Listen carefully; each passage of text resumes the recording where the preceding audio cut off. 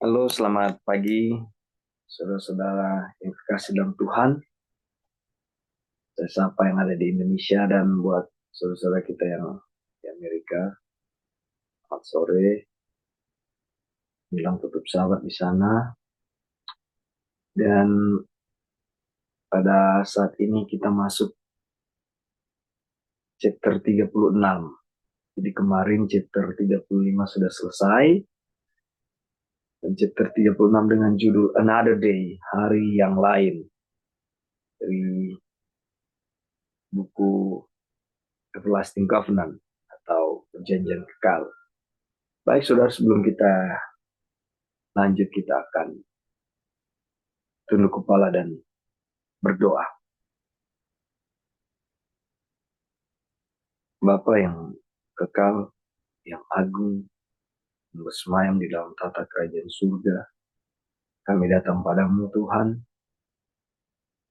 pagi hari ini menaikkan ucapan syukur kami atas segala rahmat, berkat, pemeliharaan, dan pimpinan Tuhan yang tiada henti-hentinya bagi kami.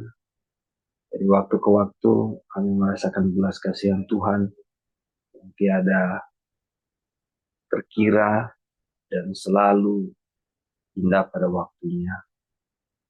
Terlebih saat ini kami Tuhan bersama-sama berkumpul untuk belajar dari buku Perjanjian Kekal, setiap rencana Tuhan bagi manusia. Biarlah Tuhan kami boleh dipenuhi dengan Roh-Mu yang kudus untuk mengerti apa yang Tuhan mau kami pelajari, dan dari sini kami boleh dapat bertambahkan iman percaya kami untuk selalu bergantung dan tetap percaya kepada Tuhan yang menciptakan alam semesta. Sertalah dengan kami saat Bible study, jaringan internet, dan setiap pertanyaan, bahkan keraguan. Tuhanlah sumber satu-satunya yang akan menjawab setiap apa yang kami tidak mengerti. Menyerahkan Bible study kami saat ini ke dalam tangan-Mu, dan biarlah ini hanya untuk kemuliaan nama-Mu saja. Puji Engkau Bapa, dalam nama anak Yesus Kristus, Tuhan dan Juru Selamat kami. Amin.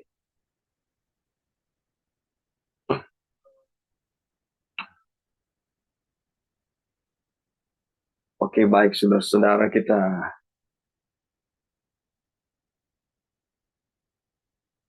masuk pada review sebelum chapter 36 ini. Tentunya chapter 35 saya hanya ambil bagian-bagian yang garis besar dari apa yang sudah kita pelajari dari chapter 35 ini. Dan nanti kalau ada tambahan di review ini silakan nanti.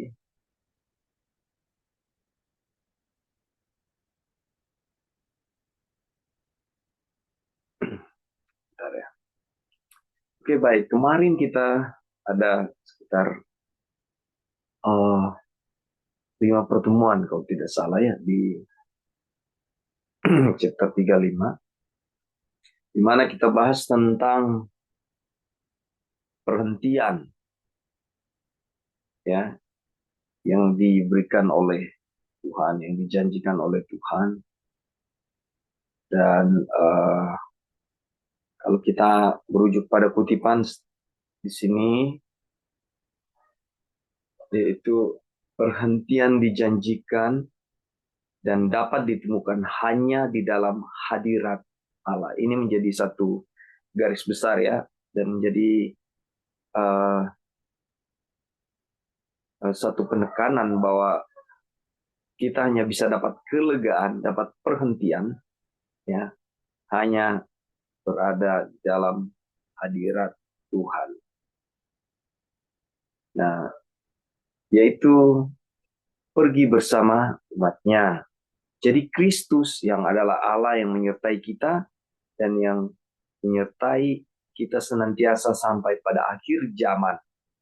Ya, berkata, marilah padaku semua yang letih lesu dan berbeban berat, aku akan memberikan kelegaan perhentian kepadamu. Perhentian yang ditawarkan kepada umat Israel di padang gurun adalah perhentian yang sama yang Kristus tawarkan kepada seluruh umat manusia. perhentian di dalam Allah. Dalam tangannya, dalam lengannya yang kekal. Karena anak tunggal ada di pangkuan Bapa, seperti seorang yang dihibur ibunya, demikianlah aku akan menghibur kamu. Jadi saudara, kita dapat pelajaran kemarin, kita melihat ayat favorit ini yang berkata, marilah kepadaku, semua yang letih lesu dan berbeban berat, aku akan memberikan kelegaan perhentian kepadamu. Ini lebih di-empower. Ya, melalui pelajaran chapter 35 ini kita melihat bagaimana ternyata memang benar-benar hanya ada di dalam hadirat Tuhan kita memiliki perhentian. Kemarin rest atau perhentian ini sudah kita bahas juga ya, pertemuan terakhir sahabat kemarin di chapter 35. Ada beberapa pendapat bagaimana chapter 35 ini kita pelajari tentang perhentian itu apa, hadirat Allah itu apa. Lalu apa yang dijanjikan oleh Tuhan kepada bangsa Israel padang gurun, itu adalah hal yang sama juga yang ditawarkan kepada kita, buat manusia.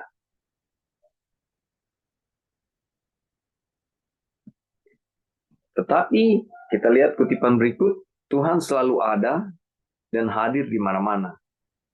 Lalu mengapa tidak semua orang mendapatkan ketenangan? Nah, di sini dikatakan karena alasan sederhana bahwa pada umumnya manusia tidak mengenali hadiratnya, bahkan keberadaannya. Alih-alih memperhitungkan Tuhan dalam segala urusan hidup, kebanyakan orang hidup seolah-olah dia tidak ada.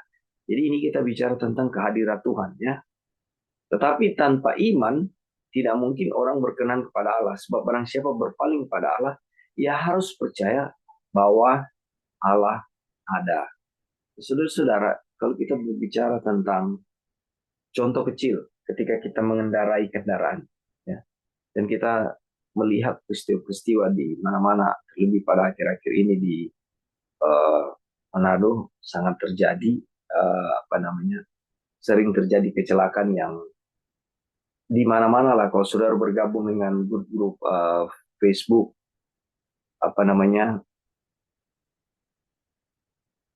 tentang kecelakaan-kecelakaan, saudara akan lihat di mana-mana terjadi kecelakaan.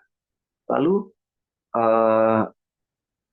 kita yang bangun pagi, kita berdoa, kita menyerahkan kehidupan kita setiap hari. Kenapa kita lakukan itu? Karena kita percaya ada Tuhan. Ya. Lalu kita mau menyerahkan kehidupan kita, memohon perlindungan, penjagaan, tuntunan Tuhan. Karena kita percaya adanya Tuhan. Saya hubungkan dengan kutipan ini. Ya. Mengapa tidak semua orang mendapatkan ketenangan? Dan ini dalam konteks banyak hal, ya. Tetapi kalau sesuai pengalaman pribadi yang terjadi selama ini, bahwa puji Tuhan sampai hari ini di dalam perlindungan Tuhan, ya, bahkan dalam mengendarai atau kemanapun, ya, karena mobilisasi dengan kendaraan ini terlalu sering terjadi setiap hari, di mana Tuhan selalu menjaga, Tuhan selalu meluputkan dari setiap kecelakaan yang mudah terjadi, ya, kapanpun terjadi yang kita tidak tahu. Ya, jadi memang benar-benar merasakan bahwa Tuhan ada, ya, itu merupakan satu syukur, dan selalu percaya. Kan kita nggak lihat Tuhan secara literal ya, tapi di sini melalui pelajaran ini kita tahu di mana Tuhan ada. Dan kalau Ibrani 11 ayat 6 dia mau bilang, tanpa iman tidak mungkin orang berkenan kepada Allah. Sebab barang siapa berpaling kepada Allah, ia harus percaya Allah ada. Dengan iman kita bisa melihat di mana keberadaan Tuhan itu. Nah, bukti kehadiran Tuhan adalah sesuai Mazmur 121 ayat 2, pertolonganku ialah dari Tuhan yang menjadikan langit dan bumi. ayat 124 ayat 8, pertolongan kita adalah dalam nama Tuhan yang menjadikan langit dan bumi. Ya. Ada penekanan di situ ya. Karena perhentian hanya ditemukan di dalam hadirat Allah. Dan hadiratnya sungguh-sungguh dikenal dan dihargai hanya melalui karya-karyanya. Jelaslah bahwa perhentian yang dijanjikan itu haruslah sangat erat kaitannya dengan ciptaan. Jadi Tuhan ada, ini kan ada sub-sub judul di pelajaran ini, bukti kehadiran Tuhan, Tuhan ada enggak? Nah, lalu kita dituntun untuk melihat dia Tuhan yang menciptakan langit dan bumi, karya-karyanya. Dan dikatakan dalam kutipan ini, perhentian hanya ditemukan dalam hadirat Allah, dan itu ya sangat erat hubungannya dengan apa? Penciptaan. Perhentian warisan adalah satu kesatuan. Ini diulang-ulangi kutipan ini ya. Warisan kita adalah perhentian sebagai ganti keletihan yang ditimbulkan oleh dosa. Di dalam Kristus yang adalah Allah menyertai kita. Menemukan kelegaan perhentian di dalam Kristus. Oke, sebentar ya saudara-saudara. Dari sini, apakah sejauh ini dari review kita ada yang mau kasih tambahan? Mungkin ada yang saya lupa.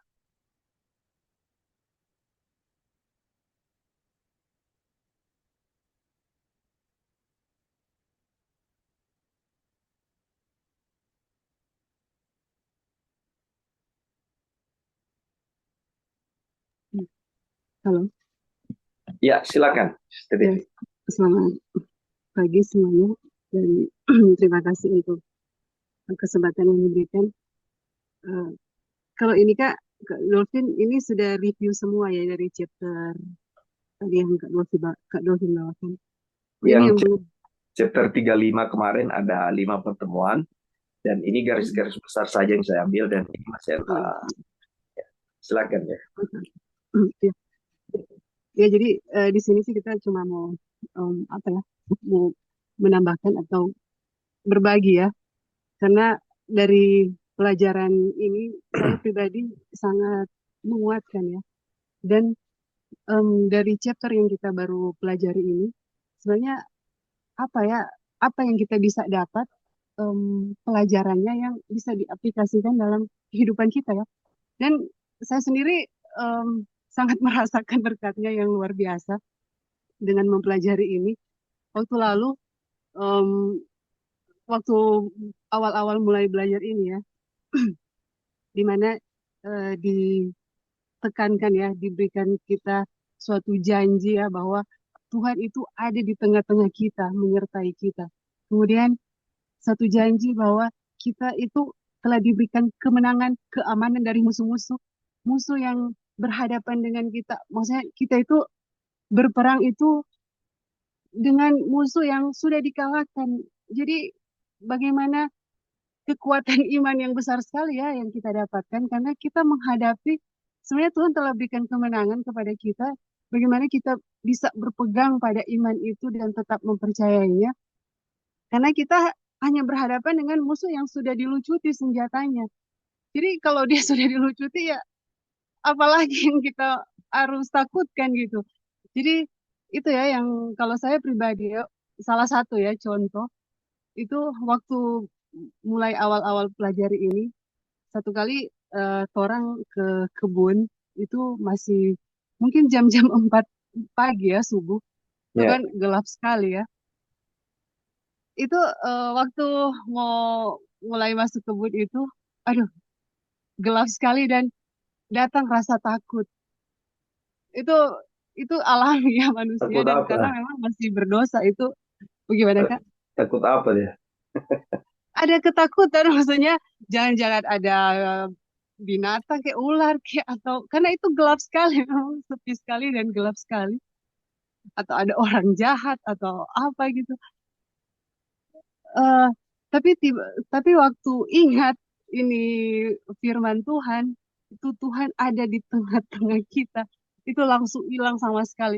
Takut itu nyandak takut, maksudnya cuma datang sedikit aja sih rasa takut gitu, tapi waktu ingat akan firman ini, aduh langsung hilang sama sekali pokoknya. Nggak ada lagi ketakutan. Kemudian dalam kehidupan hari-hari ya, ketika ada kita dengar ya, kan Tuhan berjanji sampai anak-anak kita itu tidak ada orang jahat yang akan menyentuh gitu, yang pelajaran chapter sebelumnya.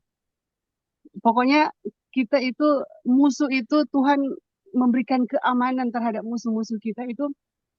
Sampai kan ada berita-berita anak, penculikan anak. Kemudian orang juga sempat ada beberapa perjalanan ketemu dengan orang-orang yang orang rupa orang kelainan, maksudnya gila lah yang Aneh. iya, yang mau mendekati, so lihat-lihat bat orang dahaga-haga pak Oh, layer, pokoknya pokoknya dia cuma ada putar-putar terus haga-haga. Aduh, kalau dulu itu pasti sudah ketakutan, tapi karena ingat terus ya, em, kalau saya sendiri ya dari pelajaran ini kita sempat eh, ingat-ingat terus tiap hari itu kita renung-renungkan firman Tuhan yang dipelajari, dan itu betul-betul sangat menguatkan. Jadi ada orang-orang yang seperti itu juga aman ya, kita nggak ada rasa takut, kita nggak mungkin Tuhan mengizinkan orang jahat menyentuh gitu. Jadi ada keamanan waktu, jadi kita berjalan itu dengan aman ya, dengan kelegaan, dan nggak ada rasa takut. Itu ya pelajaran yang kita bisa ambil ya dalam kehidupan hari-hari ketika kita betul-betul eh, apa ya, merenungkan firman Tuhan dan percaya pada janji Tuhan. Jadi itulah keuntungan firman Tuhan ya. Kemudian ketika kita jatuh di dalam dosa ya, berbuat dosa, dan kita disadari, ada janji firman Tuhan bahwa Dia akan, apa yang seperti yang lalu ya, aku telah menghapuskan celah Mesir itu, perhambaan dosa itu, yaitu pengampunan dosa. Dia sudah hapuskan gitu. Jadi dia telah memberikan pengampunan dosa. Jadi ketika kita jatuh dalam dosa ya, berdosa, kemudian kita disadarkan akan dosa itu, dan ingat ya bahwa Tuhan telah menghapus dosa kita ya, itu memberi kelegaan yang luar biasa. Dan aduh, sangat bersuka cita ya, walaupun em, kita menghadapi ya kesulitan hidup atau apa saja, karena mereka yang beriman itu tidak lewat dari kesulitan ya, tapi ketika kita melewati kesulitan hidup ya yang Tuhan izinkan untuk kita lewati, kita itu tetap damai, berjalan dengan tenang dan tidak khawatir ya, tetap tenang, kita menghadapi apapun yang ada di depan kita, karena Tuhan sudah berjanji Dia ada di tengah-tengah kita, di tengah-tengah kita, menyertai kita, dan kita telah mendapatkan kemenangan sebenarnya. Kalau kita mempercayai itu, pegang itu dengan iman, aduh itu sangat sangat memberkati. Jadi itu ya pelajaran yang em, saya sendiri rasakan dan bagikan di sini, bahwa aduh ini firman Tuhan, ini adalah Injil yang betul-betul kalau kita renung-renungkan ya, Injil ini itu sangat memberkati dan sangat menguatkan kita dalam menjalani kehidupan kita ya.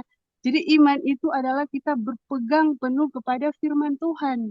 Jadi berpegang penuh kepada firman Tuhan dan janji-janjinya. Dan pasti kalau kita terus mengimani itu Tuhan akan berikan itu semua, apa yang orang sudah pelajari ya.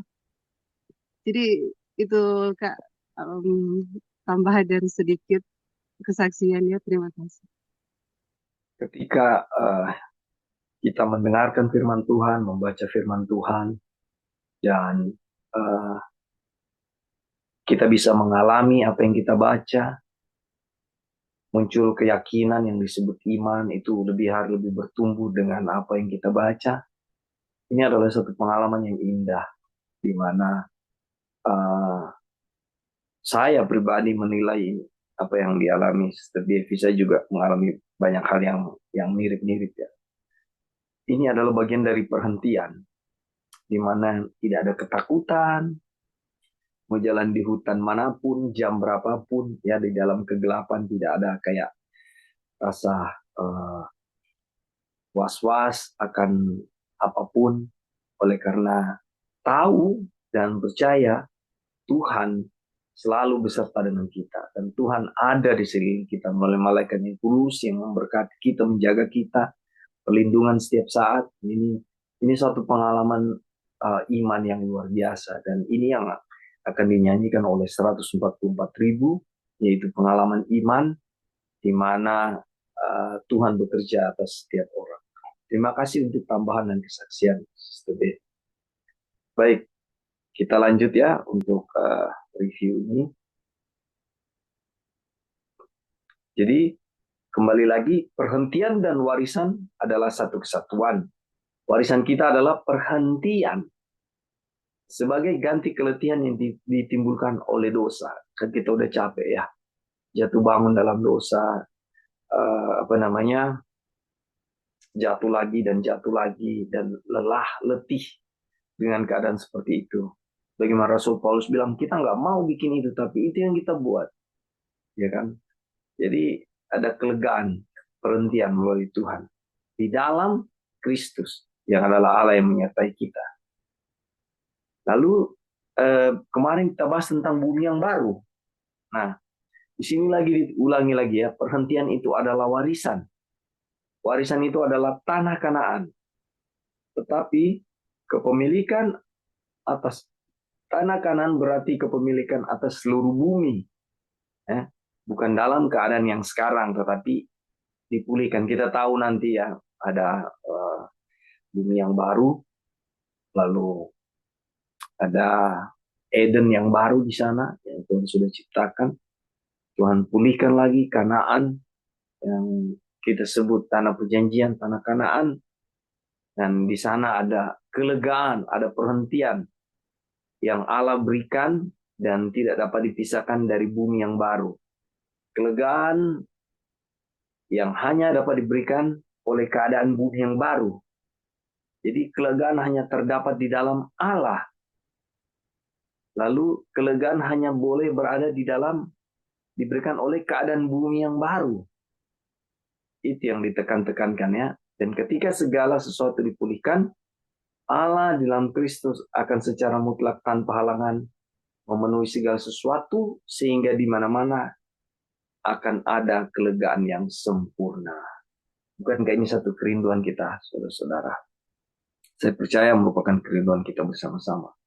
Dan di kutipan yang lain dibilang, di situ Allah akan menjadi satu-satunya Tuhan, pusat penyembahan. Ya, kemarin kita bahas itu dan tidak ada lagi unsur-unsur yang lain yang menjadi satu pertimbangan untuk manusia untuk diikuti. Ya. Nah, ingatlah bahwa tanah Kanaan adalah tanah surgawi yang dinantikan oleh Abraham. Namun demikian, janji Allah untuk memberikan kepadanya dan keturunannya, termasuk saudara dan saya, jika kita adalah keturunan Kristus. Ya, tanah Kanaan sebagai milik yang kekal akan digenapi sampai tuntas. Indah sekali kalau kita bahas tentang bumi yang baru, tanah Kanaan. Di sini lagi penekanannya sebuah kota surgawi. Kota ini, kota Yerusalem baru, kota yang telah disediakan Allah bagi mereka dan yang tidak malu disebut Allah mereka. Karena mereka mencari negeri surgawi. Adalah ibu kota kekuasaannya. Ini adalah kota yang mempunyai dasar yang pembangunan dan pembuatannya adalah Allah. Yang dinanti-nantikan oleh Abraham di dalam Wahyu pasal 21 ayat pertama. Kita menemukan gambaran tentang dasar itu. Di mana kita juga menemukan bahwa kota itu tidak akan selalu berada di surga. Tetapi akan turun ke bumi bersama orang-orang kudus yang telah memerintah di dalamnya bersama Kristus selama 1000 tahun setelah kebangkitan.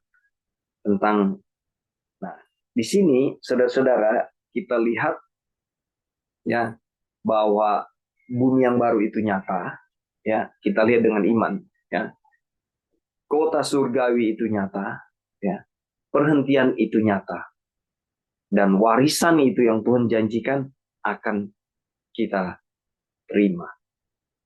Baik, ini review yang kita sudah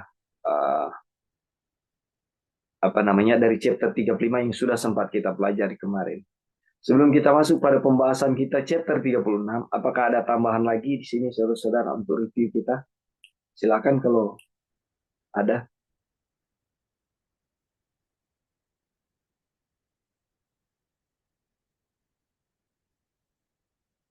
Baik, kalau belum ada kita masuk di chapter 36 ya, saudara-saudara. Another day, hari yang lain. Tidak sadar kita beberapa chapter lagi dan Everlasting Covenant akan selesai. Baik, kita mulai.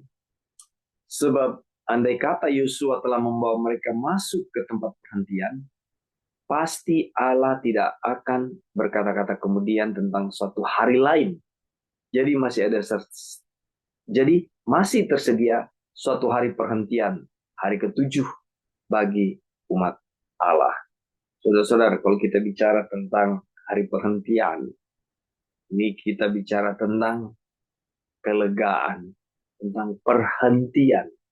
Ya, kita lanjut ya. Kita telah melihat bahwa meskipun tidak ada satu kata pun dari janji-janji Allah kepada Israel yang gagal, firman pemberitaan itu tidak berguna bagi mereka karena tidak bertumbuh bersama-sama oleh iman dengan mereka yang mendengarnya. Dan bahwa setelah sekian lama, setelah Tuhan memberikan kelegaan kepada mereka, Dia menetapkan syarat-syarat yang harus mereka penuhi untuk dapat menikmati tanah pusaka ini. Saudara, selalu setiap kita belajar tentang bangsa Israel, ada contoh-contoh pengalaman yang mereka alami dan menjadi satu gambaran buat kita. Kalau dari kutipan ini, saudara dan saya kita melihat ya tidak ada satu kata pun dari janji Allah kepada Israel yang gagal. Ya, tidak. Dan kita akan lihat uraiannya di sini ya. Firman pemberitaan itu tidak berguna bagi mereka karena tidak bertumbuh bersama-sama oleh iman. Ketika kita bicara tentang bangsa Israel, apakah ini juga menjadi satu peringatan buat kita dan jadi satu pembelajaran buat kita? Akankah firman pemberitaan itu tidak berguna bagi saudara dan saya? Ketika saudara dan saya tidak bertumbuh bersama-sama oleh iman dari apa yang kita dengarkan. Ya, apakah Bible study atau apakah firman Tuhan yang kita baca atau yang kita dengar akan menjadi suatu momentum yang istilahnya pernah kita alami saja tanpa kita benar-benar mengalami apa isi firman Tuhan itu, sebagaimana kegagalan bangsa Israel, ya. Dan bahwa setelah sekian lama, setelah Tuhan memberikan kelegaan kepada mereka, Dia menetapkan syarat-syarat yang harus mereka penuhi untuk dapat menikmati tanah pusaka itu. Secara literal mereka tidak mengalami itu, menerima itu, ya. Dan kita lihat lanjutnya. Melewati periode lebih dari 400 tahun di mana sejarah Bani Israel merupakan catatan kemurtatan dan pertobatan dan kemurtatan lagi, kita sampai pada masa Daud. Ketika kerajaan Israel berada di puncak kekuasaan. Kita sudah bahas di waktu lalu ya, tentang meskipun dalam menuntut seorang raja Bani Israel menolak Allah. Ini sudah kita sempat bahas. Tapi apa? Tuhan tidak menolak mereka. Bukanlah rencana Allah bahwa Israel akan memiliki raja selain Dia, ya. Tetapi mereka tidak puas untuk berjalan dengan iman, memiliki raja yang tidak dapat mereka lihat. Namun demikian, kerajaan itu tetaplah milik Tuhan, dan oleh karena itu Dia menggunakan haknya untuk mengangkat para penguasa. Jadi saudara-saudara, bentuk mengangkat raja ini adalah satu bentuk yang sebenarnya bukan kehendak Tuhan, bukan rencana Tuhan. Oleh karena Tuhan satu-satunya raja yang sesungguhnya untuk mereka. Tapi Tuhan dengan peristiwa ini tetap mengasihi bangsa Israel, tidak menolak mereka. Ya. Oke, dari dua kutipan di atas ini. Ada yang saudara-saudara mau tambahkan? Silakan.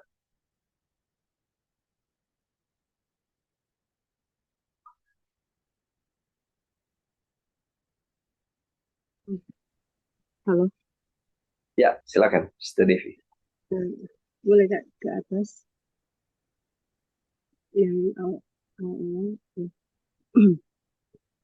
Jadi di dalam ayat ini ya, kalau sebenarnya mungkin lebih bagus supaya kita lebih mengerti itu, kita bisa baca semua pasal ya, karena itu akan memberikan pengertian lebih dalam ya dengan apa yang ditulis di sini, dari apa yang ditulis di dalam Ibrani 4 ayat 8 dan 9 ini.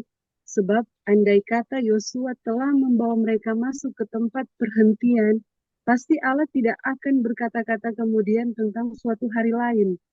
Jadi masih tersedia suatu hari perhentian, hari ketujuh bagi umat Allah.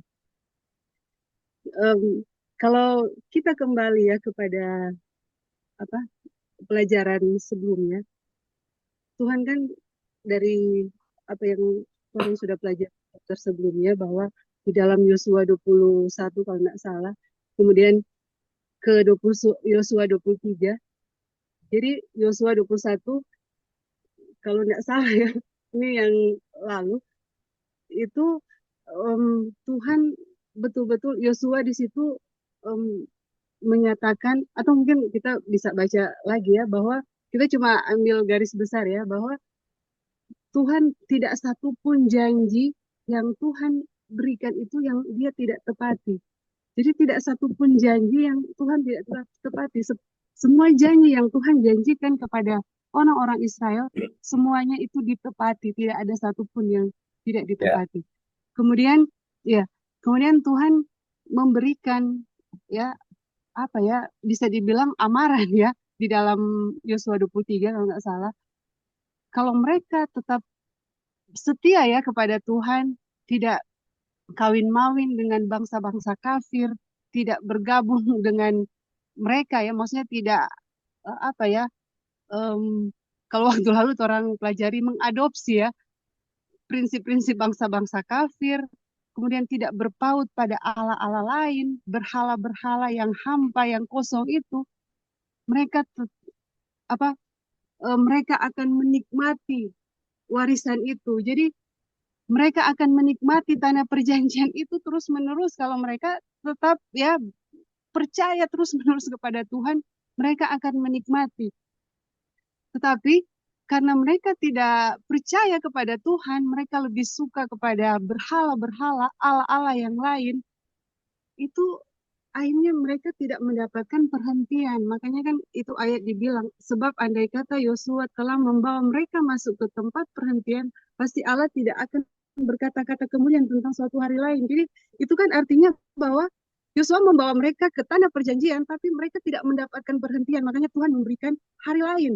Jadi Tuhan memberikan hari lain. Apa itu mungkin kita akan pelajari ya. Tapi kalau dari ayat di sini dibilang, jadi masih tersedia suatu hari perhentian, hari ketujuh bagi umat Allah. Apakah itu atau ada hari yang lain, apa itu yang Tuhan, itu yang mungkin kita akan pelajari ya selanjutnya. Jadi karena ketidakpercayaan, karena mereka lebih percaya kepada, makanya sangat menyedihkan sekali ya, Tuhan itu sudah menunjukkan kuasa yang besar sekali kepada mereka, memberikan mereka tanah perjanjian yang dia janjikan tepat seperti yang dia janjikan.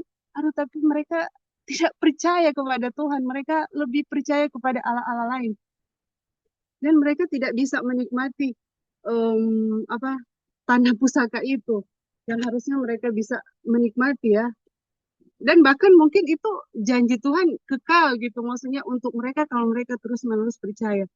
Dan em, apa ya, dari sini kita baca ya, kita telah melihat bahwa meskipun tidak ada satu kata pun dari janji-janji Allah kepada Israel yang gagal, firman pemberitaan itu tidak berguna bagi mereka karena tidak bertumbuh bersama-sama oleh iman dengan mereka yang mendengarnya. Aduh, ini yang harus kita, umat Tuhan ya, yang terakhir ini. Ini jadi pelajaran yang besar sekali bagi kita supaya, aduh, jangan sampai itu mengulang lagi apa yang dilakukan oleh bangsa Israel. Jangan lagi kita, supaya kita bisa menikmati janji Tuhan itu sebenarnya kalau kita bisa rasakan sekarang, kita terbiasa sekarang ya menikmati janji Tuhan itu, ya pasti itu dipastikan yang kelihatan nanti itu kita akan miliki kalau kita memang tetap mengimaninya ya, berpegang pada iman yang kita nggak bisa lihat tapi kita percaya apa yang Tuhan firmankan itu ya dan amin.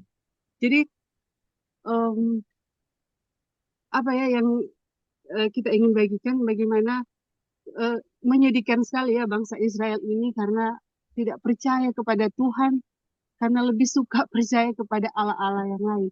Mungkin waktu lalu, waktu zamannya bangsa Israel itu Allah-Allah lain itu trennya mereka itu adalah patung-patung berhala ya, patung berhala dari emas, patung berhala dari perak atau apa saja ya. Yaitu uang itu buat mereka waktu itu kan nggak berharga ya, nggak berguna. Tapi yang berharga bagi mereka itu. Nah, sekarang di zaman kita itu berhala yang paling sangat apa ya menggantikan Tuhan itu kita bisa bilang itu uang yang paling bisa. Apakah kita kita bukan anti uang ya, tapi kita enggak juga kita juga masih perlu uang dan kita juga kalau tidak ada uang suka minta bantuan orang lain untuk bantu kita. Itu kita bukan di sini saya mau mengatakan bahwa bukan anti uang ya, tapi bagaimana ini uang ini telah menjadikan tren berhalanya, kita bisa uang, kita bisa bilang uang karena dia telah betul-betul menggantikan Tuhan. Karena kenapa? Karena kadang perasaan kita ya mau senang atau susah itu tergantung dengan uang. Kalau kita punya uang yang banyak, sepertinya kita jadi lebih apa ya, lebih bahagia gitu. Kalau kita nggak ada uang, aduh jadi susah. Itu kan emosi kita itu dikendalikan oleh uang. Itu berarti kita telah menjadikan Tuhan itu, uang itu jadi Tuhan. Maksudnya jadi seperti kita nak mempercayai Tuhan bahwa Tuhan telah menjanjikan dalam kesusahan, dalam kesesakan atau dalam kesenangan itu damai yang daripada Tuhan itu ya damai yang sesungguhnya gitu. Jadi kita tidak perlu dikendalikan oleh uang untuk merasa oh semuanya mungkin akan baik-baik saja, akan lancar kalau ada uang gitu. Jadi seakan-akan kehidupan kita itu harus uang yang kendalikan. Gitu. Aduh itu yang harus umat Tuhan apa ya perhatikan baik-baiknya berhala apa yang membawa kita itu seperti apa ya mengalihkan kita kepada yang lain daripada Tuhan gitu. Dan saya sendiri juga merasakan ya waktu lalu kita orang ada itu lagi ya, maaf ya kalau panjang gak dulu.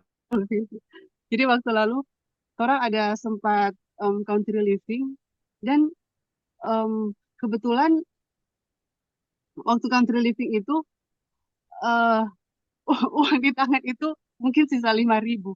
Tapi kita bilang waktu itu orang hari Minggu cek kan tempatnya ada sama-sama dengan di sini ada wasi yang tahu sama-sama dengan wasi dan ada guru-guru yang di medicine.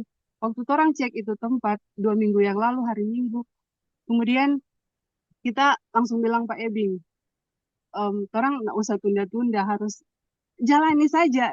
Ini walaupun seperti ini ya keadaannya dan betul ya ketika kita orang jalani itu apa ya Tuhan berkati gitu maksudnya Tuhan menyediakan semuanya walaupun pokoknya sesuai dengan apa yang orang butuhkan Tuhan sediakan.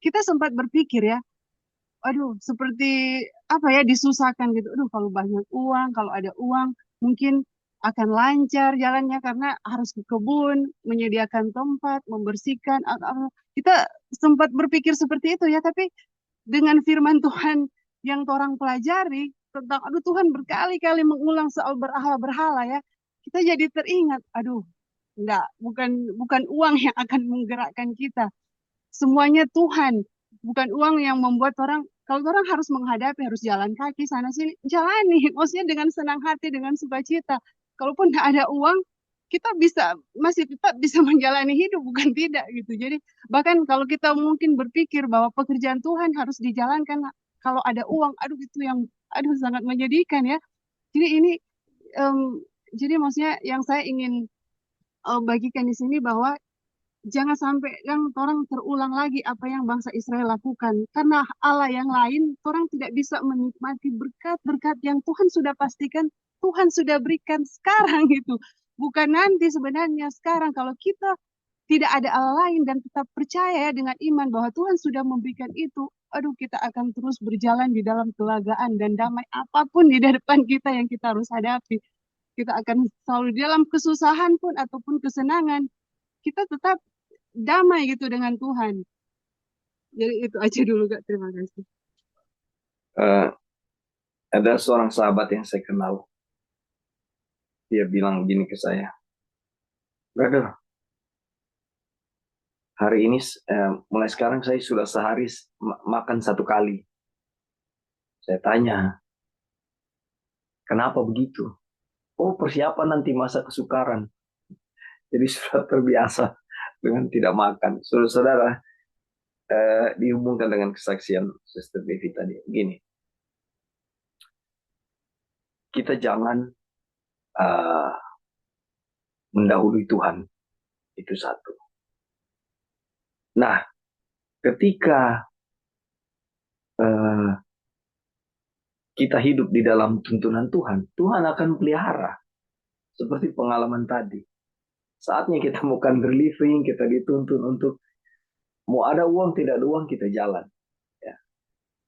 Eh, sangat manusiawi ketika kita tidak punya uang dengan rencana-rencana besar.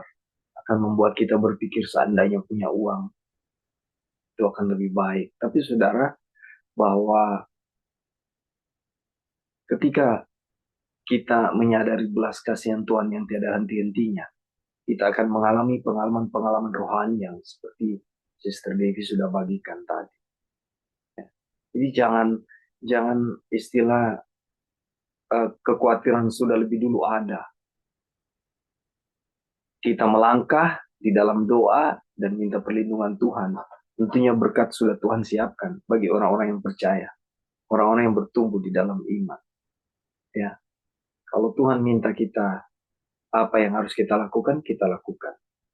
Oke. Jadi ada banyak pelajaran yang boleh kita dapat dari kebenaran firman Tuhan ini, ya, yang harus mengikuti format Tuhan. Ya, dengan di situ kita akan mengalami pengalaman-pengalaman yang luar biasa di dalam pertumbuhan iman. Karena apa?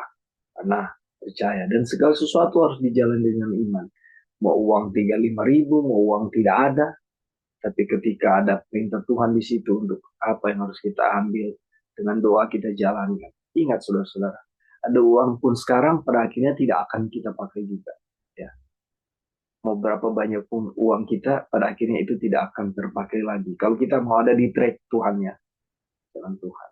Jadi jangan seperti pengalaman dari sahabat saya yang apa namanya, dia berpikir untuk melakukan latihan-latihan yang Tuhan tidak perintahkan. Terima kasih untuk kesaksiannya, Sister Devi.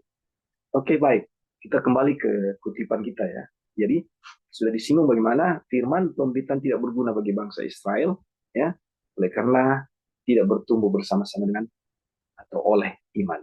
Dan di kutipan berikut di sini dibilang di mana ada periode akhirnya Tuhan uh, melihat kemurtatan bangsa Israel, ya, lalu mereka ingin mengangkat raja, di mana itu satu tanda yang satu peristiwa yang Tuhan tidak inginkan, tapi Tuhan dengan belas kasihnya tidak meninggalkan bangsa Israel.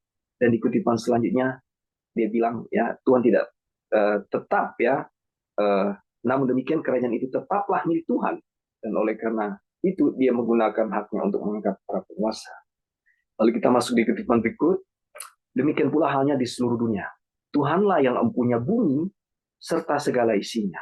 Jadi kalau Sister Devi tadi tidak takut ya, ada berjalan di bumi yang Tuhan ciptakan, segala isinya Tuhan punya. Ada cerita lucu dari kutipan ini, saudara-saudara.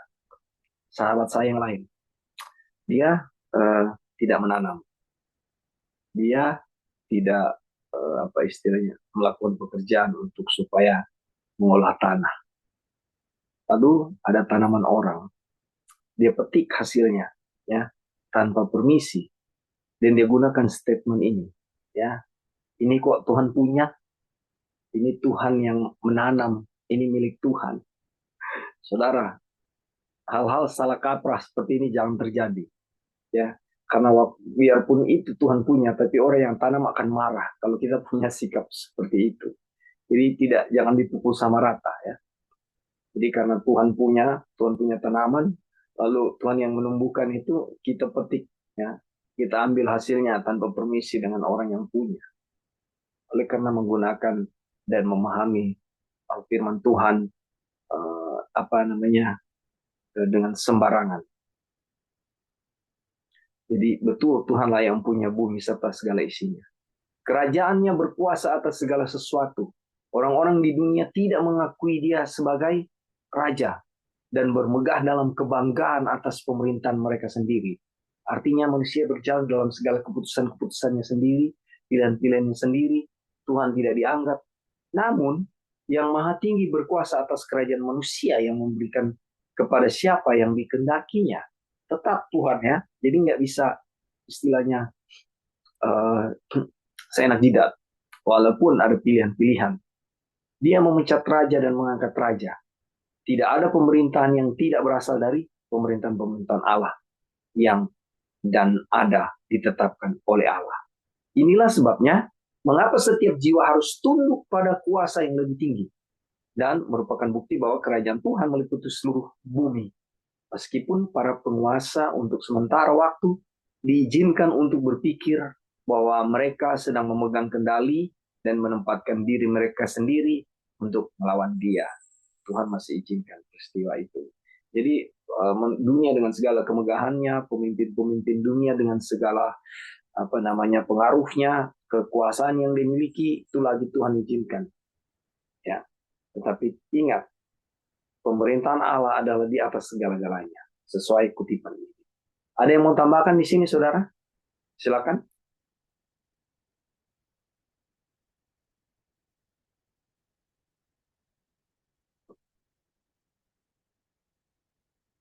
Baik, kalau belum ada kita lanjut. Kita lihat ya. Tadi kan Sister Devi bilang, ada hari yang lain. Apakah hari itu? Kita akan lihat. Maka ketika Daud naik tahta kerajaan Israel, dan Tuhan telah memberikan keamanan kepadanya dari segala musuhnya, maka timbullah di dalam hatinya untuk mendirikan bait suci bagi Tuhan. Pada mulanya Nabi Nathan yang mengucapkan perkataannya sendiri, berkata kepadanya, pergilah lakukan apa yang ada di dalam hatimu. Tetapi kemudian ia mengucapkan firman Tuhan dan mengatakan bahwa Daud tidak boleh membangunnya. Pada waktu itu berfirmanlah Tuhan kepada Daud, aku menentukan tempat bagi umatku Israel dan menanamnya sehingga ia dapat tinggal di tempatnya sendiri dengan tidak lagi pindah dan tidak pula ditindas oleh orang-orang lalim seperti dahulu. Sejak aku mengangkat hakim-hakim atas umatku Israel, aku mengaruniakan keamanan kepadamu daripada semua musuhmu. Juga diberitahukan Tuhan kepadamu, Tuhan akan memberikan keturunan, membuat sebuah rumah kepadamu. 2 Samuel 7 ayat 10-11. Itu yang Tuhan bilang, perintahkan kepada Daud. Firman kepada Daud. Kita lihat kutipan berikut.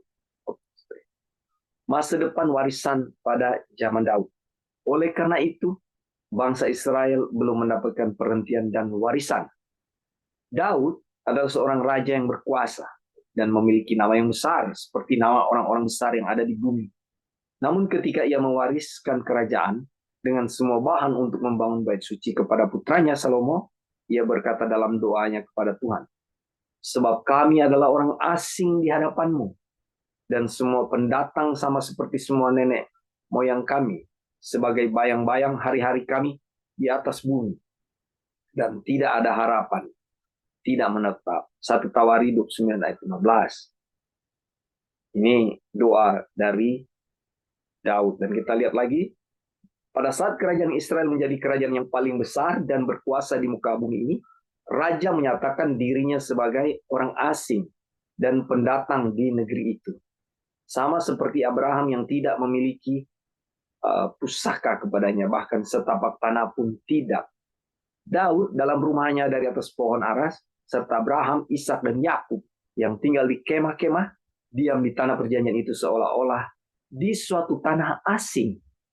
Tidak hanya Abraham, Ishak, dan Yakub, tetapi juga Gideon, Simpson, Yefta, Daud, Samuel, dan para nabi, serta banyak nabi lainnya, tidak memperoleh apa yang dijanjikan itu. Sekalipun iman mereka telah memberikan kepada mereka suatu kesaksian yang baik. Bukti apalagi yang lebih kuat bahwa warisan yang dijanjikan Allah kepada Abraham dan keturunannya tidak pernah menjadi milik sementara di dunia yang jahat ini? Adakah saudara-saudara punya bukti yang lain?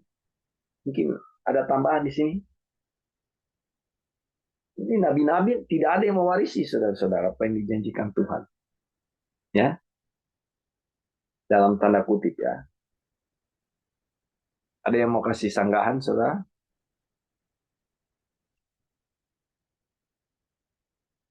Oke, kita lanjut kutipan ya. Ini cerita Nabi Daud ya. Dia bilang bagaimana nenek moyangnya, ya, seperti orang asing. Yerusalem lama melambangkan perbudakan. Karena Raja Daud yang agung pada puncak kekuasaannya tidak menerima janji itu, maka sungguh satu kebodohan besar jika kita mengira bahwa janji untuk memulihkan Israel ke tanah mereka sendiri dapat digenapi dengan kembalinya orang-orang Yahudi ke Yerusalem yang lama. Kutipan kemarin dia bilang bahwa uh, saudara, kembalinya bangsa Israel ke Yerusalem lama itu bukan apa yang Tuhan maksud ya.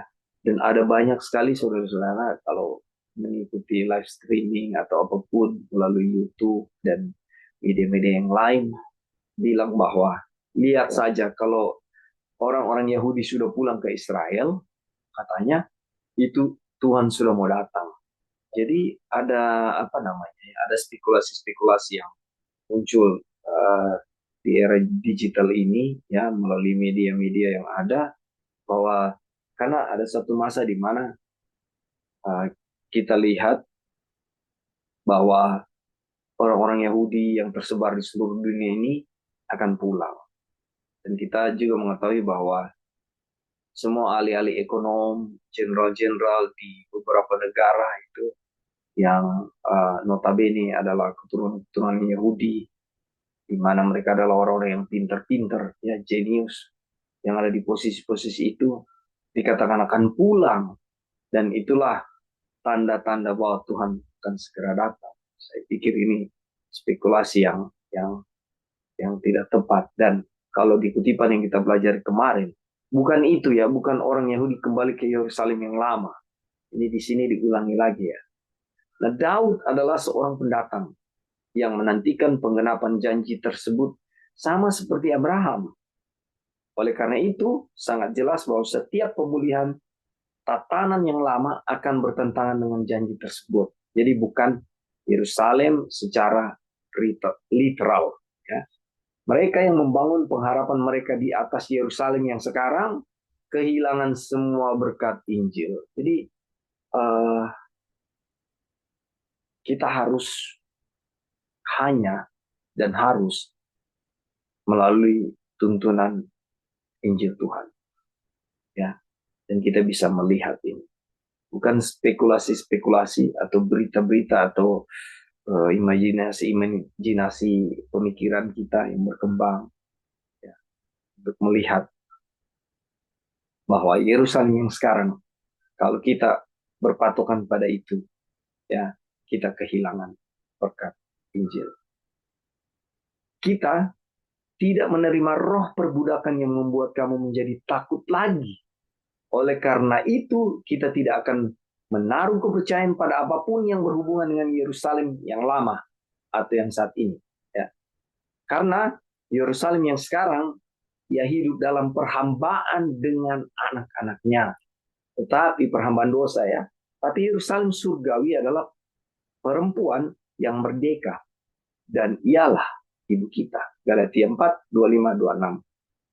Ketika janji itu digenapi dan umat Israel benar-benar memiliki tanah itu dan tidak lagi menjadi pendatang dan perantau di dalamnya, hari-hari mereka tidak akan lagi menjadi bayang-bayang, tetapi mereka akan tinggal untuk selama-lamanya.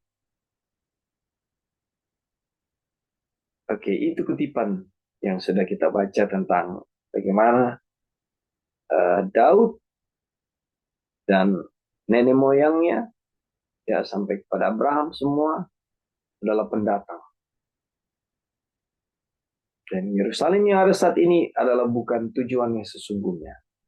Tapi Yerusalem surgawi adalah apa yang Tuhan janjikan. Ada yang mau tambahkan, saudara-saudara? Silakan.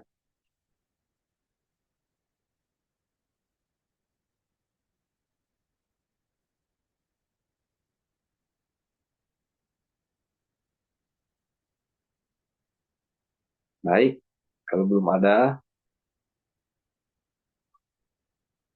kita lanjut ya. Janji itu masih pasti. Tetapi Tuhan tidak lalai menepati janjinya, sekalipun ada orang yang menganggapnya sebagai kelalaian, tetapi ia sabar terhadap kamu. Karena ia menghendaki supaya jangan ada yang binasa, melainkan supaya semua orang berbalik dan bertobat. 2 Petrus 3:9. Ini ayat yang populer yang kita tahu, yang sering kita baca dan dengar. Panjang sabar Tuhan kita adalah keselamatan. Bahkan pada zaman Musa, waktu yang dijanjikan sudah dekat. Kisah para Rasul 7 ayat 19. Tetapi orang-orang tidak mau menerimanya. Mereka memilih dunia yang jahat saat ini daripada dunia yang akan datang. Tetapi Allah telah bersumpah demi dirinya sendiri bahwa keturunan Abraham yang setia akan masuk ke dalamnya. Dan jadi sudah jelas bahwa ada sejumlah orang akan masuk ke tempat perhentian itu. Sedangkan mereka yang kepadanya lebih dahulu diberitakan kabar kesukaan itu tidak masuk karena ketidaktaatan mereka. Sebab itu ia menetapkan pula suatu hari, yaitu hari ini, ketika ia setelah sekian lama berfirman dengan perantaran Daud, seperti dikatakan di atas, pada hari ini jika kamu mendengar suaranya, janganlah keraskan hati. Berani 4 ayat 6 dan 7. Nah ini yang tadi Sister Devi bilang. Hari apa? Hari ini. Oke. Baik, di kutipan ini ada tambahan. Panjang sabar Allah adalah keselamatan.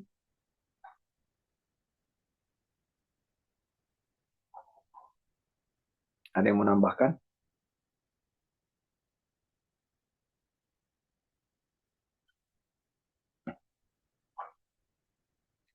Oke, kita lanjut. Dia tetap setia.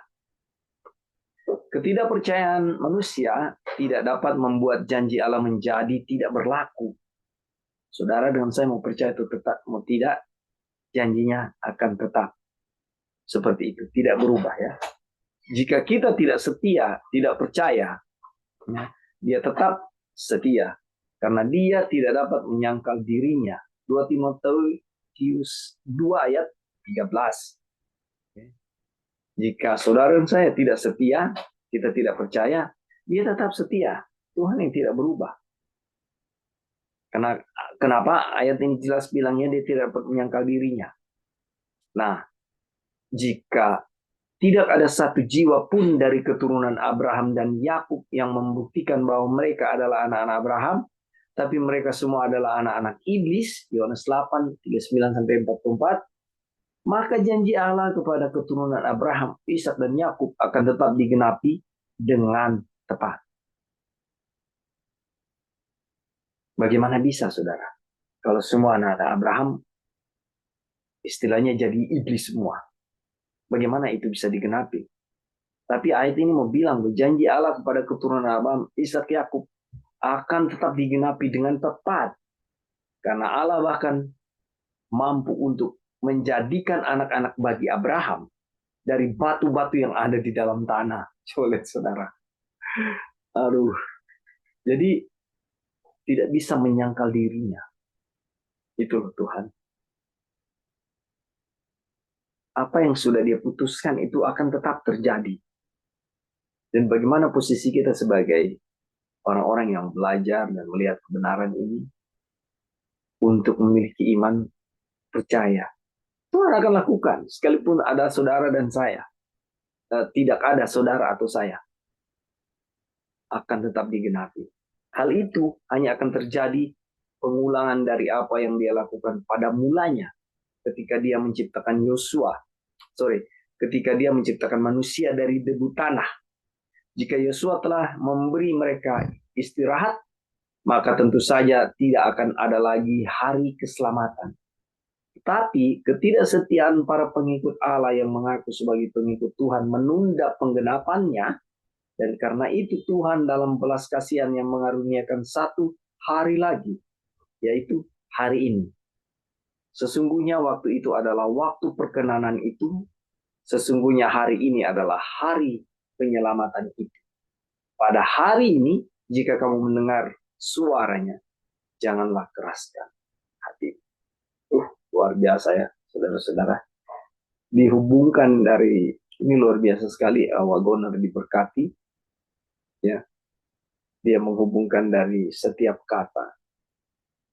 Ya, di mana Tuhan tetap setia, di dalam firman-Nya, di mana janji akan digenapi, ya, mau ada orang atau tidak, Tuhan akan tetap lakukan janji-janjinya, dan datang kepada kapan sih, dan dia mau bilang hari ini,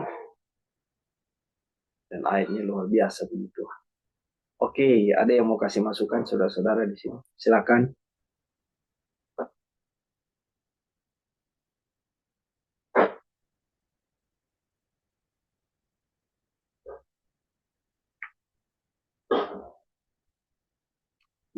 Belum ada. Baik, kita lanjut ya. Halo, Kak Dolphin. Iya Oke, sih, ini silakan. apa ya, kutipan yang tadi Kak Dolphin bilang luar biasa. Tapi benar ya, Tuhan, walaupun umat Tuhan, kita lihat ya Tuhan kita itu seperti apa. Walaupun umat Tuhan tidak percaya, tidak setia, Tuhan itu tidak bisa menyangkali dirinya. Dia tetap setia dan janjinya itu dia akan tepati. Walaupun anak-anak Abraham ya, itu sampai kepada umatnya yang terakhir ini ya tidak mau em, apa ya, tidak mau percaya kepadanya, pasti itu janjinya dia akan tepati karena dia mampu membangkitkan, menjadikan anak-anak Abraham dari batu-batu. Sebenarnya kan begitu kan, itu Tuhan kita. Maksudnya di sini apa ya? Ini sebenarnya kalau kita ya memperhatikan baik-baik, ini harusnya memberikan kita kesadaran yang besar sekali bahwa Tuhan itu pasti akan menepati janjinya. Kalau kita mengulang terus apa yang dilakukan um, oleh orang-orang Israel yang dulu, Tuhan pasti ada umatnya itu yang pasti akan menepati janjinya gitu. Jadi dari apa yang kita boleh ke atas sedikit, maksudnya ke atas, yang ini yang ada, bukan yang maksudnya ke bawah. Nah, di sini hal itu hanya akan menjadi pengulangan dari apa yang dia lakukan pada mulanya ketika dia menciptakan manusia dari debu tanah. Jika Yosua telah memberi mereka istirahat, maka tentu saja tidak akan ada lagi hari keselamatan. Tapi kan kita sudah ikuti ya seperti apa jadinya. Tetapi ketidaksetiaan para pengikut Allah yang mengaku sebagai pengikut Tuhan menunda penggenapannya. Dan karena itu Tuhan dalam belas kasihannya mengaruniakan satu hari lagi, yaitu hari ini. Itu ya yang di dalam um, Ibrani 4 ayat 7 itu dibilang. Sesungguhnya hari ini adalah waktu perkenaan itu. Sesungguhnya hari ini adalah hari penyelamatan itu. Pada hari ini jika kamu mendengar suaranya, janganlah keraskan hatimu. Aduh, jadi hari ini jangan tunda gitu. Ini sekarang hari penyelamatan itu. Kita sudah mendengarkan mungkin ada hal-hal yang lalu, tapi setiap kali kita baca hari ini tuh penyelamatan itu jangan lagi kita mengulang ya yang lalu-lalu seperti bangsa Israel. Hari ini penyelamatan itu kalau kita sudah mendengarkan keselamatan Tuhan hari ini, jangan keraskan hatimu. Maksudnya jangan terus berada di dalam keadaan sama seperti bangsa Israel ya. Karena Tuhan itu pasti akan menepati janjinya gitu. Maksudnya seperti yang kita bilang tadi ya, kalau kita terus tidak setia kepada Tuhan, tidak mempercayai Tuhan, akan ada satu umat tetap yang Tuhan akan bangkitkan untuk menepati janjinya. Ya, kita yang mempelajari ini apa harusnya kita ya yang apa kalau yang lalu-lalu yang lain yang di belakang kita itu tidak menepati janjinya Tuhan, harusnya kita yang mempelajari ini kitalah yang menepati apa yang Tuhan mau janjikan itu gitu. Hari ini kalau kita mendengarkan suaranya, jangan keraskan hatimu dibilang. Jadi aduh, ini betul-betul menjadi apa ya, memberikan kesadaran ya kepada saya juga pribadi. Aduh, pokoknya hari ini jangan tunda-tunda gitu. Maksudnya keselamatan itu Tuhan sudah berikan dan jangan lagi yang tadi kita bilang ya mengulang apa yang bangsa Israel lakukan. Itu aja Kak, terima kasih. Eh, ada lagu yang judulnya If Tomorrow Never Come. Waktu saya dengar lagu itu dan saya renungkan dihubungkan dengan firman Tuhan, akhirnya itu jadi apa namanya nasihat saya buat anak-anak saya. Bagaimana jika hari esok tidak ada, tidak muncul, tidak datang, tidak terjadi? Dan mereka tanya, maksudnya apa? Ya bagaimana kalau kamu mati hari ini? Ya kan? Nah, karena apa? Sikap yang menunda-nunda, sikap yang pandang enteng, ya, menganggap remeh, masih ada besok kok. Bagaimana jika itu tidak datang? Bagaimana jika hari esok itu tidak muncul? Ya, dan kita akan jadi seperti gambaran yang sudah kita pelajari dari bangsa Israel, orang-orang yang gagal, mati di padang belantara, mati di dalam uh, apa namanya uh, ketidak ada pengharapan sama sekali, saudara. Kenapa? Mati di dalam kutuk, mati di dalam pelanggaran. Terima kasih untuk himbauan tadi, Sister Devi, dan tambahan. Ada yang lain, saudara-saudara? Halo. Tambahan yang lain? Kita ya, baik, terima kasih untuk kesempatan.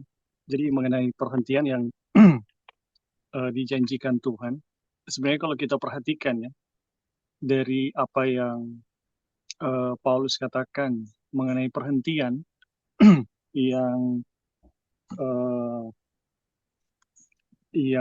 dinyatakan kepada Yosua dan Kaleb bahwa Yosua tidak tidak membawa pada satu perhentian, baru apa yang barusan kita baca bahwa sebenarnya itu sangat tergantung pada hari ini ya, pada firman Tuhan ya, pada firman Tuhan yang kita dengar hari ini. Jadi sebenarnya dari ayat yang kita bacakan itu sebenarnya perhentian itu tidak tergantung pada waktu, tetapi pada firman Tuhan yang kita dengar ya hari ini ya. Apakah firman itu masih bekerja untuk keselamatan kita? Ya, kita tahu firman Tuhan itu selalu bekerja. Tetapi ada saatnya di mana firman Tuhan itu berhenti ya, teman-teman. Jadi selama masih ada firman Tuhan di hati kita yang memberi kesan untuk pertobatan, saat itulah kita masih mendapatkan kesempatan untuk mendapatkan perhentian. Tapi kalau firman Tuhan telah berhenti, yaitu berarti perhentian itu ya mungkin sudah tidak didapatkan lagi ya, teman-teman. Jadi yang menentukan perhentian itu bukan waktu, atau bukan ada satu waktu khusus di mana Tuhan akan membawa manusia kepada satu perhentian. Tetapi ketika firman Tuhan ya itu bekerja dan berhasil melakukan pekerjaannya di dalam manusia berdosa, disitulah perhentian itu didapatkan. Tapi kalau firman Tuhan yang bergumul dengan manusia berdosa tidak lagi memberi peringatan dan lain-lain, ya di saat itulah kita bisa bilang manusia tidak akan mendapatkan perhentian lagi. Oke, mungkin itu aja bro, terima kasih. Baik, brother. Betul sekali. Jadi apa yang kita dengar hari ini eh, selalu jadi dibawa istilah ini, hari ini dibawa terus gitu. Mungkin kita tiba pada besok hari ini. Seperti itu ya. Dan segala sesuatu ada masanya, ada waktunya. Dan selama masih ada kemurahan Tuhan, di atas tadi kita lihat kutipannya ya. Panjang sabar Allah kita adalah keselamatan. Jadi masih ada di zaman di momentum kasih karunia, momentum panjang sabar Allah. Biarlah kiranya kita selalu terus terhubung dengan Tuhan dan uh, melihat apa yang tadi Sister Devi bilang juga ya, akan boleh jadi bagian saudara dan saya di dalam kebenaran ini ya. Oke, kita lanjut. Ini satu dua kutipan lagi ya. Saya lihat sampai di mana.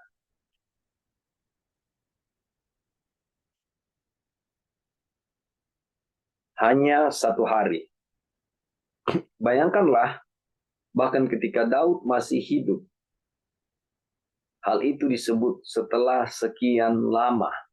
Nah, itu memang waktu yang lama. 500 tahun setelah janji itu mungkin digenapi. Namun, setelah waktu yang begitu lama, Tuhan masih menawarkan hari yang lain. Hari yang lain itu adalah hari ini. Kita tidak diberi waktu 1 tahun untuk menerima tawaran keselamatan. Bukan bulan depan, bukan minggu depan, bahkan bukan besok, tetapi hanya hari ini. Nah, hanya itulah waktu yang Allah berikan kepada saudara dan saya. Masa percobaan hanya 1 hari. Oleh karena itu, dengan kekuatan yang jauh lebih besar, firman ini datang kepada kita setelah sekian lama. Pada hari ini juga, jika kamu mau mendengar suaranya, janganlah kamu mengeraskan hatimu. Janganlah menunda-nunda, karena kita tidak memiliki 1 hari penuh yang diberikan kepada kita. Hanya satu saja, 1 saat saja ketika kita mengatakan hari ini. Itulah waktu yang kita miliki. Saat demi saat kita menghirup nafas kehidupan. Kita hidup hanya 1 saat dalam 1 waktu. Tidak mungkin kita menangguhkan nafas dari 1 menit ke menit berikutnya. Meskipun demikian, iman diperlukan. Bukan untuk waktu yang akan datang, tetapi untuk saat ini saja. Jadi, hanya 1 saat yang diberikan kepada manusia untuk menerima tawaran keselamatan dari Allah. Ini dalam ini, ya. Penjelasan-penjelasan tadi di atas juga sudah mewakili, dan kita lihat lagi. Namun betapa mulianya harta yang Allah berikan kepada kita pada hari ini. Kesempatan untuk masuk ke dalam pintu gerbang kebenaran. Kristus adalah pintunya, dan melalui Dia semua orang dapat masuk selama masih ada kesempatan, selama masih hari ini. Loh, saudara-saudara, ini dalam sekali ya. Tidakkah kita akan menerimanya sebagai hari yang dijadikan Tuhan dan bersorak-sorak dan bersuka cita karenanya? Suara sorak-sorai dan kemenangan di kemah orang-orang benar. Karena kita telah beroleh bagian di dalam Kristus, asal saja kita teguh berpegang sampai kepada akhirnya dan pada keyakinan iman kita yang semula. Sebab beginilah firman Tuhan Allah yang Maha Kudus, Allah Israel, dengan bertobat dan tinggal diam kamu akan diselamatkan. Dalam tinggal tenang dan percaya terletak kekuatan. Yesaya 30 ayat 15. Wih. Ada tambahan di sini saudara-saudara? Bagus sekali ya tipannya. Kristus adalah pintunya. Ya. Jadi jalan itu ada pintu. Kristus adalah pintu dan melalui Dia semua orang dapat masuk selama masih ada kesempatan. Kapan kesempatan itu? Selama masih hari ini. Iya, Silakan, brother.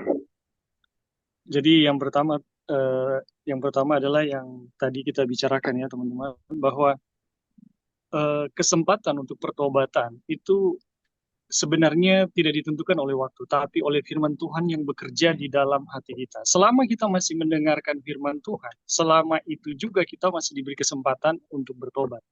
Tapi teman-teman, seperti sejarah bangsa Israel ya, ada saatnya di mana firman Tuhan itu berhenti dan akhirnya gagal dan ya akhirnya ya mendapatkan penghukuman dari Tuhan. Dan ini menjadi pelajaran buat kita yang hidup di akhir zaman. Ya. Ini satu pelajaran peringatan ya buat kita yang hidup di akhir zaman.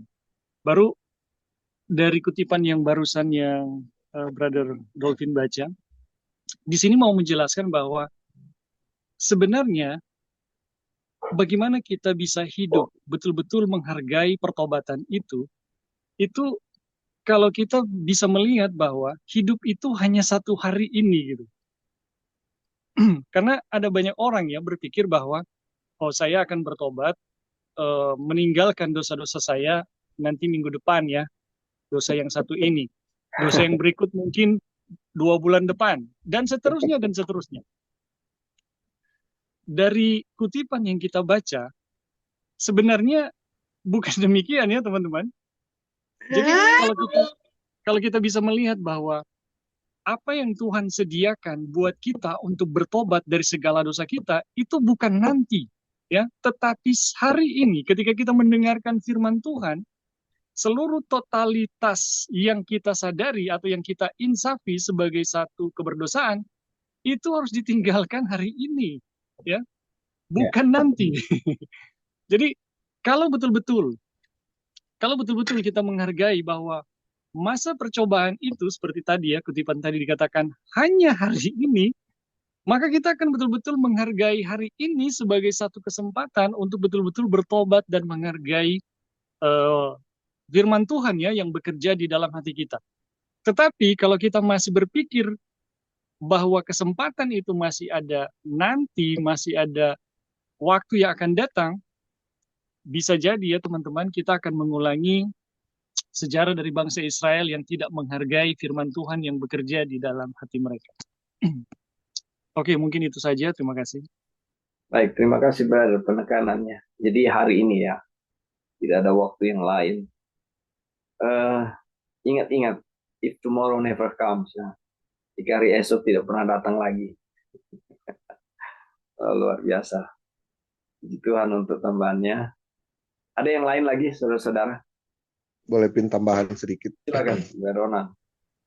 Jadi di Ibrani 4 itu kita bicara tentang perhentian, dan saya coba baca-baca kutipan Ellen G. White tentang Ibrani 4 ini. Ternyata kita mendapatkan perhentian kalau kita ada usaha atau bekerja keras dalam pelayanan. Dan Ellen White menulis bahwa itu adalah perhentian kasih karunia. Jadi kita bekerja. Jadi di sana dikatakan tidak ada perhentian kalau tidak ada pelayanan, tidak ada pekerjaan. Saat kita melayani, banyak orang yang butuh orang di Amsal bilang jangan tahan orang kebaikan yang boleh orang mau lakukan lah, seperti itu. Dan itulah tadi yang dibilang pada hari ini, kalau mau dengarkan suaraku, lakukanlah. Jangan tunda-tunda lagi untuk melakukan pelayanan. Oh nanti tahun depan atau kapan, tidak ada. Saat mendengar suara Tuhan, orang melakukan. Saat orang melakukan pelayanan, orang akan ada spiritual rest, ada istirahat rohani dalam Tuhan. Orang yang nak melakukan apa-apa, jangan harap mendapatkan spiritual rest itu. Nah, ada istirahat rohani dalam orang yang hanya berdiam diri saja. Itu aja, Pin. Baik, terima kasih untuk himbauannya. Jadi kita ada untuk jadi berkat buat orang lain. Itu sudah kita pelajari di chapter-chapter berikut ya. Dan sekiranya kita tetap sama-sama bergerak di dalam pelayanan seorang kepada yang lain, dan kita bisa diberkati. Dan benar saudara-saudara ya, contoh ketika diizinkan Tuhan untuk bisa membahas firman Tuhan melalui Bible Study. Setelah Bible Study, saya secara pribadi dapat kekuatan itu. Seperti hangat ya, saudara-saudara. Seperti terjaga oleh firman itu.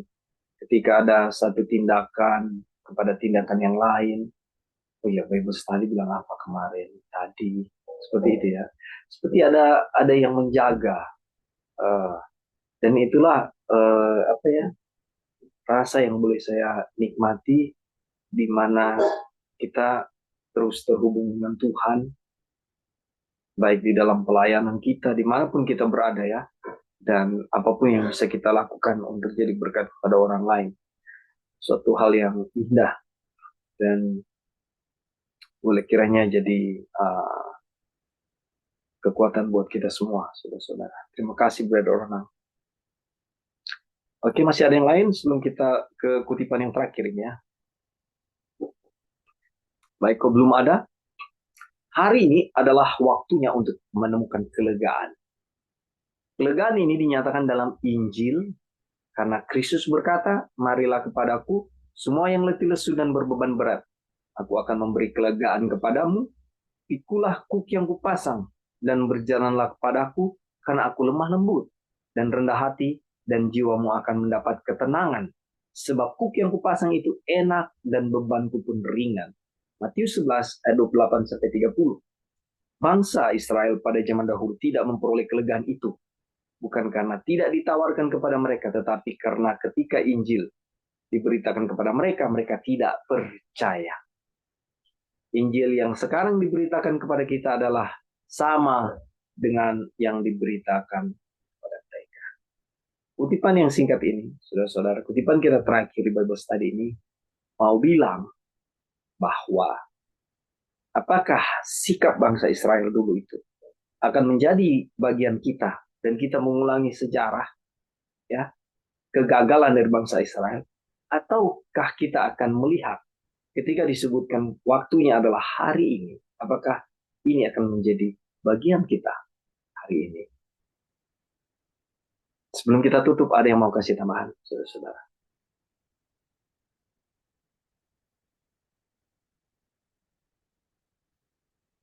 Baik. Jadi, saudara-saudara, demikianlah Bible Study kita. Pelajaran yang sudah boleh kita dapat. Jika hari esok tidak datang, dan Tuhan memberikan segala sesuatu itu pada hari ini, ketika kebenaran yang kita boleh dengar hari ini, dan juga sikap hari ini boleh kita bawa setiap waktu. Dari sekarang sampai ke depan. Kita tidak tahu sampai kapan. Ya. Tapi selama masih ada firman, dari reading tadi tekankan, itulah kesempatan kita untuk melihat kebenaran ini dan boleh menjadi bagian saudara dan saya saat kita menjalani kehidupan kita dari hari ke hari, tetap di dalam iman, tetap ada di dalam kebenaran oleh pertolongan Tuhan dan kekuatan Tuhan. Saya bawa dalam nama Tuhan kita Yesus Kristus, dan biarlah Bible Study ini kita kembalikan untuk kemuliaan dan kebesaran nama Tuhan. Terima kasih.